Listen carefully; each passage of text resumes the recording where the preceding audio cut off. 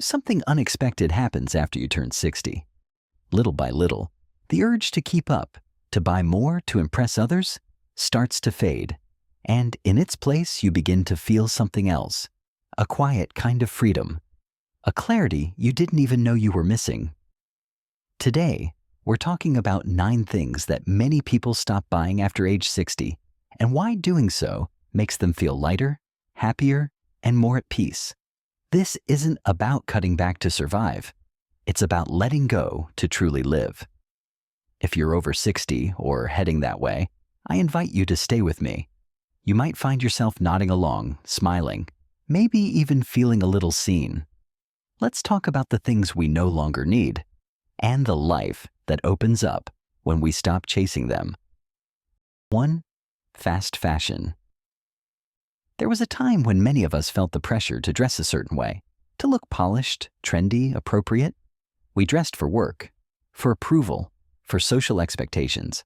But something shifts after 60. For most people, it's not a sudden decision, but a slow, gentle unlearning. You wake up one day, open your closet, and realize that half of what's in there no longer reflects who you are or how you feel. Those high heels that pinch, the button-up shirts that were never comfortable, the jackets that looked good but felt stiff. Suddenly, they don't make sense anymore. Fast fashion becomes one of the first things to go. The endless cycle of sales, new arrivals, and seasonal trends just feels exhausting. And not only exhausting, it starts to feel pointless. You begin to see clothing not as a statement to others, but as a form of self-care. You care more about how something feels on your body than how it looks on a rack. You stop asking, will they like this? And start asking, do I feel at peace in this? Comfort becomes a kind of luxury. Soft fabrics, simple cuts, familiar colors. Clothes that don't scream for attention, but let you move through the world at your own pace. Some people find joy in having fewer clothes, but better ones. Others rediscover old favorites hiding in the back of the closet. And many stop buying new clothes entirely unless something truly wears out. And you know what happens when you stop chasing trends? You stop worrying about being seen and start focusing on being felt. People no longer judge you by your outfit. They respond to your energy, your presence, your authenticity. That's the quiet confidence that age brings. You realize that the most stylish thing you can wear is ease, and that realization in itself is liberating. There's a deep kind of peace in waking up, putting on your favorite sweater, your softest jeans, and heading out the door without a second thought.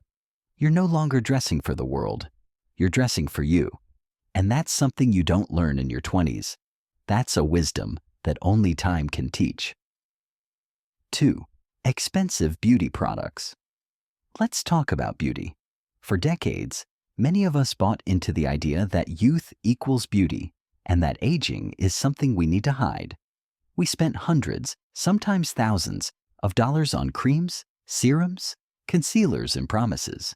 Promises that we could slow time, erase wrinkles, brighten, lift, tighten, glow. And while there's nothing wrong with wanting to look our best, there comes a time, often after 60, when you begin to see the mirror differently. You start to see your face not as a problem to fix, but as a story to honor. The lines around your eyes? They came from laughter, from squinting in the sun, from smiling at people you love. The softness in your jaw? That came from years of speaking your mind, kissing your children, holding back tears. Every mark, every change, it all belongs to you. Many people over 60 find themselves slowly letting go of expensive beauty routines. Not because they've given up, but because they've grown up. You realize that no cream can bring back your 20s, and more importantly, you wouldn't trade your current peace of mind for that younger face, even if you could. You stop buying the miracle products. You stop falling for ads that whisper, fix this, hide that. And instead, you might keep just a few things that make you feel refreshed. A moisturizer you like, a soft lipstick for special occasions, maybe a light powder or blush. But the need to mask, to hide, to alter, it fades. What grows in its place is authenticity, a different kind of beauty, the kind that can't be bought, only earned.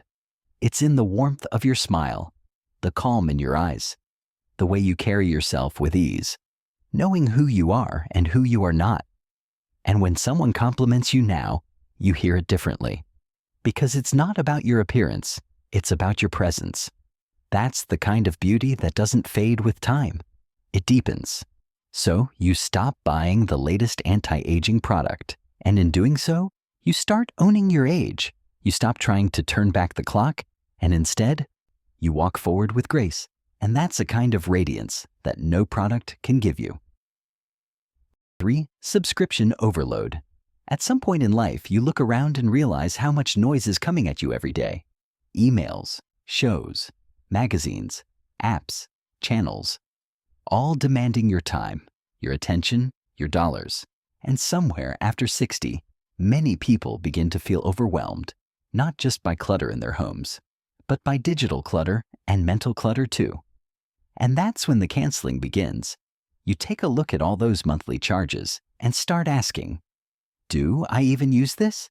A magazine you haven't read in years. A streaming service that's been charging you $10.99 per month, but you can't remember the last time you watched it. A shopping club, a news site, a meditation app, all signed up during a free trial you forgot to cancel. So you begin the process. You open your statements, you hit unsubscribe, you delete the apps, and something unexpected happens. You feel relief. Not just because you're saving money, but because you're reclaiming space. Mental space. Emotional space. You're no longer being pulled in a dozen directions every time you open your phone or mailbox. Many people over 60 realize they don't need more entertainment. They need more stillness. Fewer options, but more meaningful ones. Instead of flipping endlessly through shows you don't care about, maybe you find yourself rewatching a classic film that brings back memories, or reading a real book, cover to cover without interruption, or even just sitting in the quiet, listening to the rain, remembering how peaceful life can be when we're not distracted. Canceling subscriptions isn't about becoming a minimalist or saving every penny. It's about asking, what adds value to my day? And if something doesn't, you learn to let it go without guilt. In the end, the goal isn't to empty your life. It's to fill it with things that matter. By choosing clarity over clutter, you make room for deeper moments, richer conversations, and a mind that can finally breathe again. 4. The latest tech. Technology is a wonderful thing, until it isn't. When it works, it makes life easier. But when it doesn't, it can feel like the world is moving too fast, leaving you scrambling to catch up. After age 60, many people begin to step back from the constant chase for the newest, the latest, the smartest device on the market. There was a time when you might have felt pressured to keep up. A new phone every year, smart assistants in the kitchen, apps for everything. But now, you look at all those flashing screens and never-ending notifications and ask yourself, is this really helping me live better or just making me busier? More and more people are realizing they don't need the latest gadget to stay connected. They just need something that works, something reliable, something they understand. Whether it's an older smartphone that still gets the job done, or a tablet used mostly for reading and video calls with loved ones, the need for constant upgrades starts to fade. And along with that, the stress fades too. You no longer feel the pressure to learn every new feature, memorize passwords for a dozen accounts, or deal with updates that seem to change things for no good reason. You get to choose how much technology you allow into your life and how much you don't. For many, this shift brings a kind of peace. Instead of being overwhelmed by too many options, you begin to focus on the tools that serve a clear purpose. You might still use a few apps, maybe for photos, music, or health, but you use them on your terms, and you stop buying things just because they're new. Some people even go further, disconnecting certain tech altogether. They return to paper calendars, handwritten letters, or face-to-face conversations. They swap out smart TVs for simple ones. And in doing so, they rediscover something surprising. Life feels fuller when it's not always plugged in. Technology isn't the enemy, but constant consumption of it. That can steal your time, your energy, and your peace. And when you stop buying into every upgrade, you start upgrading your own life instead. Fancy cars. There was a time when a car was more than just transportation. It was a status symbol. The kind of car you drove said something about who you were, what you'd achieved, and where you were headed. But after 60? For many people, that story changes.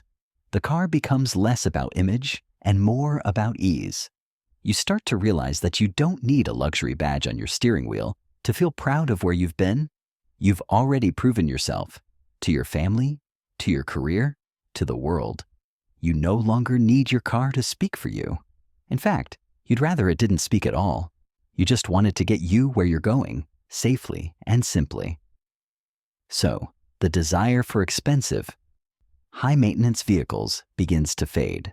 The stress of costly insurance, high repair bills, or worrying about a scratch on the paint, it just isn't worth it anymore. Many people downsize their cars. Others move to something older but reliable, or even consider giving up driving entirely if they live in a walkable area. And what they gain in return? Peace of mind, more money in their pocket, fewer worries when parking, less anxiety on the road, and perhaps most importantly, a feeling that their car now fits their life, not the other way around. There's a quiet freedom in driving a car that doesn't demand attention. You no longer feel the need to impress your neighbors, or anyone else for that matter. You're not in a rush. You're not showing off. You're simply moving through your day 1 mile at a time on your own terms. And that's the beauty of this stage in life. You finally give yourself permission to make choices based on comfort, not competition. A smooth ride, a comfortable seat, a simple radio station playing your favorite music, these are the things that matter now. And you realize, with a gentle kind of joy, that you don't miss the luxury one bit. 6. Big homes. For years, the dream might have been to own a big house. More rooms, more bathrooms, a yard, maybe even a guest suite. It made sense back then, with kids running around, family gatherings, and years of memories being made under one roof.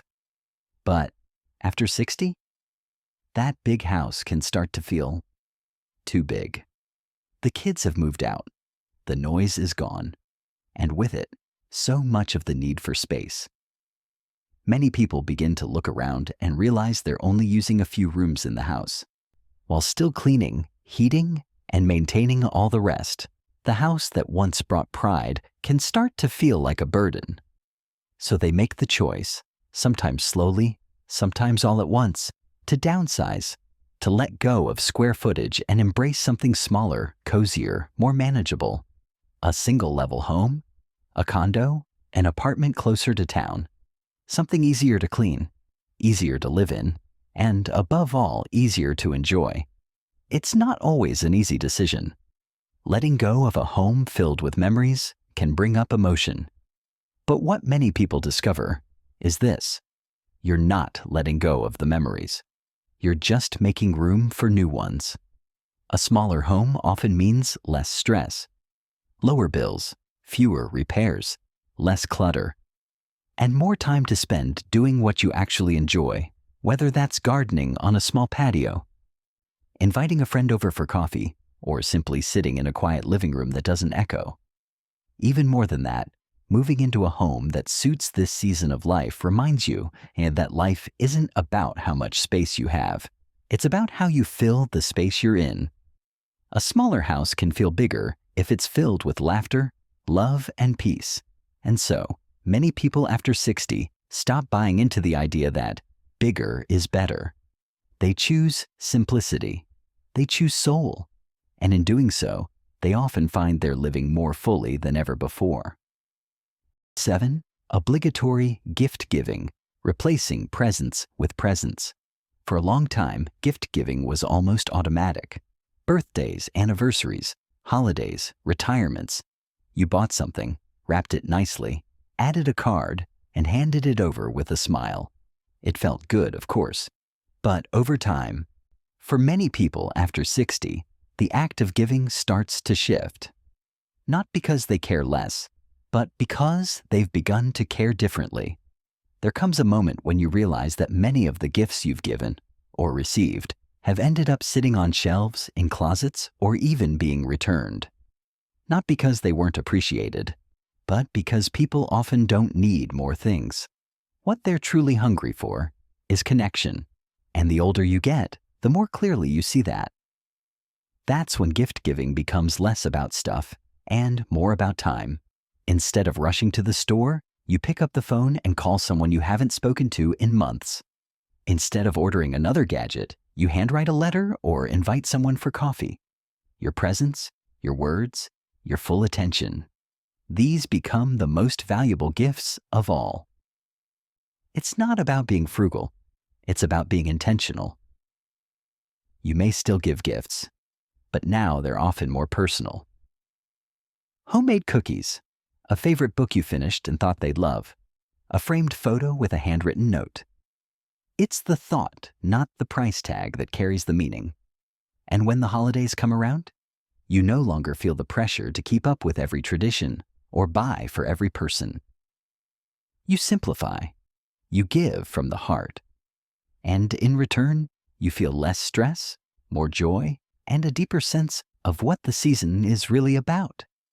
Many people after 60 say they feel more present than they ever did in their younger years, that they've stopped trying to impress and instead started to express their love, their gratitude, their wisdom.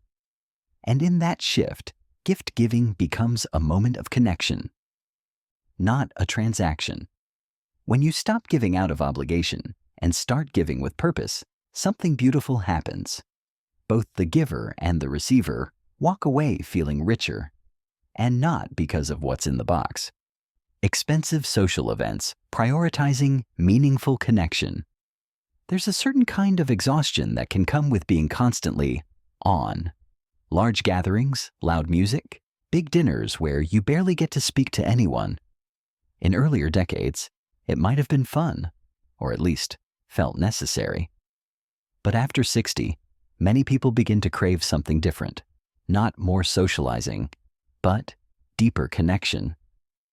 You start to realize that it's not the size of the event that matters. It's the quality of the moments you have while you're there.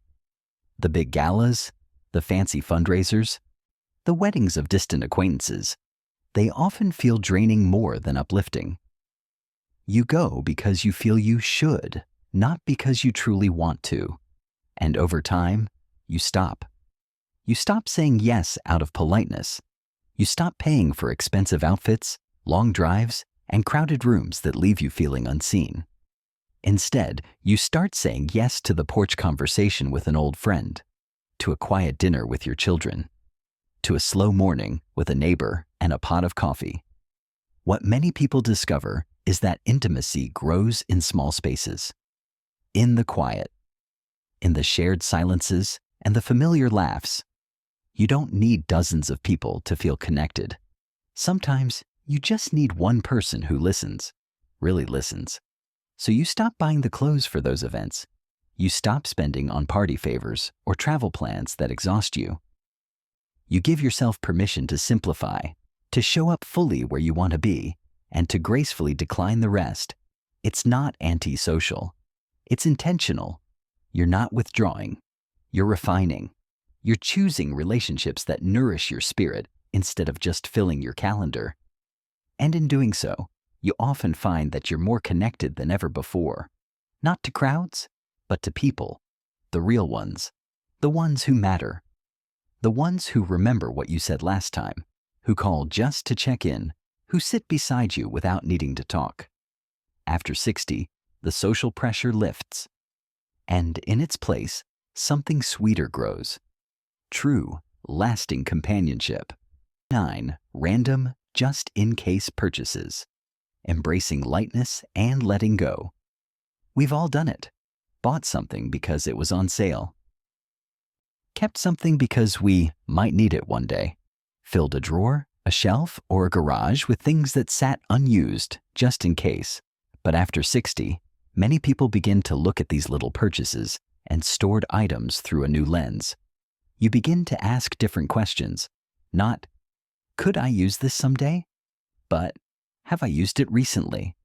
Not, was this a good deal? But, does this bring me peace? And slowly, the answer starts to come more clearly. What once felt like security, having extras, backups, duplicates, starts to feel like a burden. You look around and realize that every object you own takes up a little space in your mind. The clutter outside reflects as clutter inside. So you stop buying just-in-case items. You stop bringing home more mugs, more containers, more gadgets that promise to simplify your life but end up forgotten. Instead, you choose to own fewer things and use them more fully. This shift isn't just about stuff. It's about what you want to carry with you into this next chapter of life. You start valuing space over things, clarity over options, freedom over ownership. Many people find that letting go of unnecessary possessions is emotional, but also incredibly freeing. You start clearing out drawers, donating items, giving away things that once held meaning, but no longer serve a purpose. And in return, your home feels lighter. Your mind feels calmer. You walk through your space and feel a kind of quiet joy, not overwhelmed by what's around you. And when you do need something unexpectedly, you find creative solutions. You borrow. You ask. You make do. You realize that living with less doesn't mean going without. It means living with enough. There's wisdom in knowing what you don't need, and peace in knowing you're no longer adding to the weight of your life, but subtracting from it. So you can move forward, lighter, freer, and more fully present in each moment. By the time we reach 60, we've spent decades building, collecting, providing, and giving. But the beauty of this chapter is that it invites us to release, to let go of what no longer serves us, not with regret, but with grace. When we stop buying things we don't need, we start uncovering the things that truly matter. Peace, clarity, connection, and purpose. It's not about having less. It's about living more freely, more fully, and more aligned with who we really are. If any of these resonated with you today, I hope you'll take a moment to reflect on what you've let go of and what that has made room for in your life. And if you feel comfortable, share it in the comments. Your insight might be exactly what someone else needs to hear right now. Because here, we don't just trade stories. We pass down wisdom. Thank you for being here. And until next time, keep living with heart, with intention, and with the quiet strength that only experience can bring.